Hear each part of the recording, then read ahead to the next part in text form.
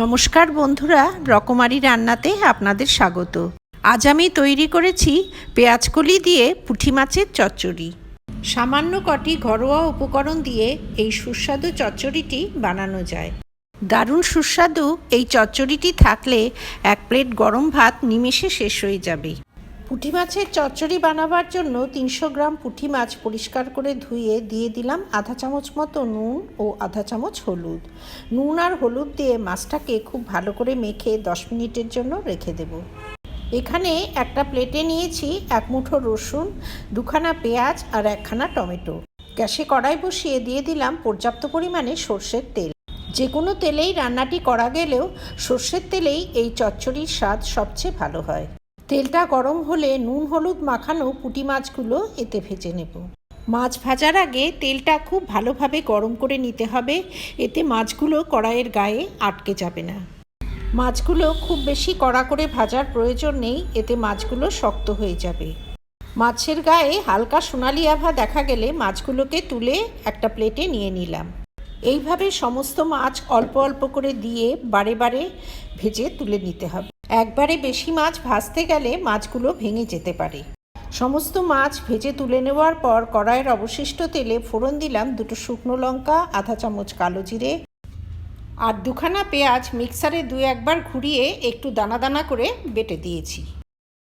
গ্যাসের flame high করে দিয়ে পেঁয়াজের কাঁচা গন্ধ চলে যাওয়া অবধি কিছুক্ষণ ভেজে নেব।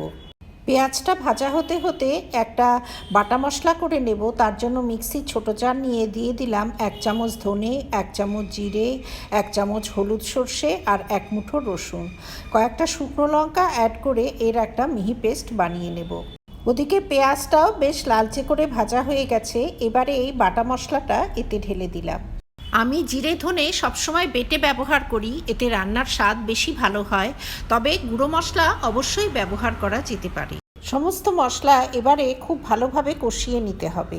মিক্সির জার ধুয়ে সামান্য জল অ্যাড করে দিয়ে গ্যাসের ফ্লেমটা হাই করে দিলাম। আধা চামচ হলুদ গুঁড়ো ও আধা চামচ কাশ্মীরি লঙ্কা গুঁড়ো অ্যাড করে দিলাম। এবারে হাই ফ্লেমে মশলাটা বেশ কিছুক্ষণ কষিয়ে নিতে হবে, যতক্ষণ না এর ওপরে তেলটা ভেসে ওঠে। মাঝে মাঝে ঢাকনা খুলে মশলাটা একটু নেড়েচেড়ে দিতে হবে, যাতে মশলাটা তলার দিকে না ধরে যায়। তারপরে আবার ঢাকা দিয়ে এর জল শুকিয়ে তেলটা ভেসে ওঠা অবধি কষিয়ে নেব। এখানে 150 গ্রাম পেঁয়াজকলি পরিষ্কার করে ধুয়ে টুকরো করে কেটে নিয়েছি। ওদিকে মশলাটাও কষাতে কষাতে এর তেলটা ছেড়ে এসছে। এবার এতে পেঁয়াজকলিটা ঢেলে দিলাম। মশলার সঙ্গে পেঁয়াজকলিটা বেশ কিছুটা সময় ধরে কষিয়ে নেব। তারপর এতে অ্যাড করে দিলাম টুকরো করে কেটে রাখা টমেটো। এবারে স্লো হিটে পেঁয়াজকলি ও টমেটো কিছুটা সময় ধরে কষিয়ে নিতে হবে। পেঁয়াজকলি ও টমেটো বেশ কিছুটা সময় ধরে কষিয়ে নেবার পর গ্রেভির জন্য গরম জল অ্যাড করে দিলাম। গ্রেভির জন্য জলটা নিজেদের পছন্দ অনুযায়ী দিতে হবে, যে যেমন ঝোল পছন্দ করেন। আমি এখানে খুব বেশি ঝোল অ্যাড করব না, মোটামুটি 2 গ্লাস মতো জল অ্যাড করে দিলাম। গ্যাসের ফ্লেমটা হাই করে দিয়ে গ্রেভিটা ফুটে উঠতেই এতে ভেজে রাখা মাছগুলো অ্যাড করে দিলাম। এবারে হাই ফ্লেমে মাছটা গ্রেভির সঙ্গে 2-3 মিনিটের জন্য ফুটিয়ে নেব। কিছুক্ষণ ফুটিয়ে নিয়ে এতে অ্যাড করে দিলাম বেশ খানিকটা কুচনো ধনেপাতা। এই ধনেপাতার সুন্দর ফ্লেভার মাছের চচ্চড়ির স্বাদ অনেকখানি বাড়িয়ে দেবে। আধা চামচ মতো নুন অ্যাড করে দিলাম, নুনটা একটু কম মনে হচ্ছিল। মাছ গ্রেভিতে অ্যাড করার পর আর খুব বেশি সময় রান্না করার কোনো প্রয়োজন নেই। নুনটা গ্রেভিতে মিশিয়ে দিয়ে গ্যাসের নবটা বন্ধ করে দিলাম।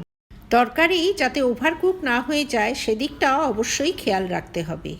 তৈরি হয়ে গেল পেঁয়াজকলি দিয়ে পুঁটি মাছের চচ্চড়ি। আমার এই রেসিপি যদি ভালো লাগে তবে ভিডিওটিতে লাইক করবেন, শেয়ার করবেন। ভবিষ্যতে আরও রেসিপির জন্য আমার চ্যানেলটি সাবস্ক্রাইব করার অনুরোধ রইল।